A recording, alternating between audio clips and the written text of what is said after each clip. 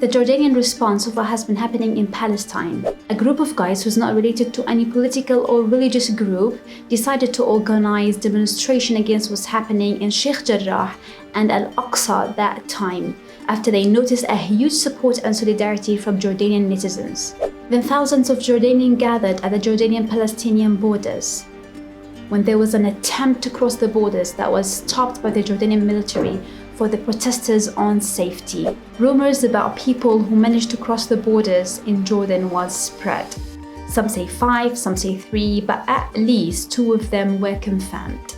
2 people confirmed to pass the borders, but caught by the Israeli soldiers before they managed to reach Al-Aqsa. Mus'ab and Khalifa are the 2 heroes who crossed the borders until this moment with the enemy.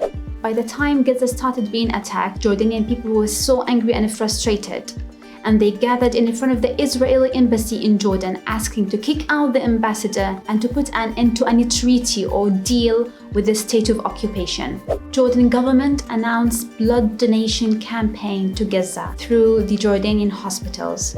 King Abdullah, the King of Jordan, with the help of the Egyptian president and the French president, interfered to make ceasefire between Gaza and Israel. The Jordanian people organized a big demonstrations on the borders, and they call it the Friday of Millions. Friday night, thousands of Iraqis arrived at the Jordanian-Iraqi borders and were asking to let them pass to the Jordanian-Palestinian borders to demonstrate with Jordan against what's happening in Palestine.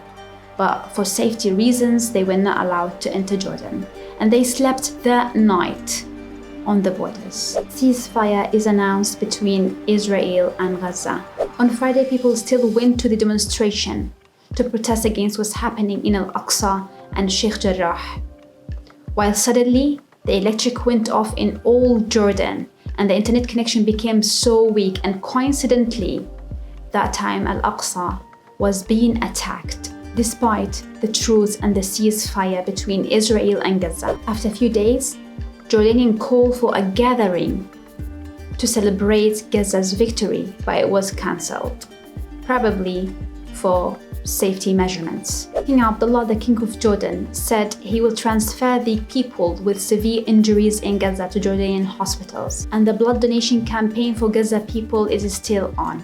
In a suspicious, awkward way, the organizers of the demonstration and protesting against what's happening in Palestine go on social media and announce they will not involve in any activities related to Palestine anymore. This was the conclusion of the Jordanian response of what happened in Palestine. And if you see, most of the times are the Jordanian people the one who are doing things and responding. People asked me, why Jordanian people respond that way, that strongly? The answer could be, for so many reasons. We share blood, we share culture, we share traditions. But the question is wrong, because if any country was in the same place as Jordan, people will react in the same way because they feel they are very near and they can really help. But sometimes we have to think more realistically, because if Jordanian government allow people to cross the borders, it's going to be a big war, and maybe Jordan is not ready to have a war with Israel. Maybe because they believe Israel is very strong and have a big support from America and other countries.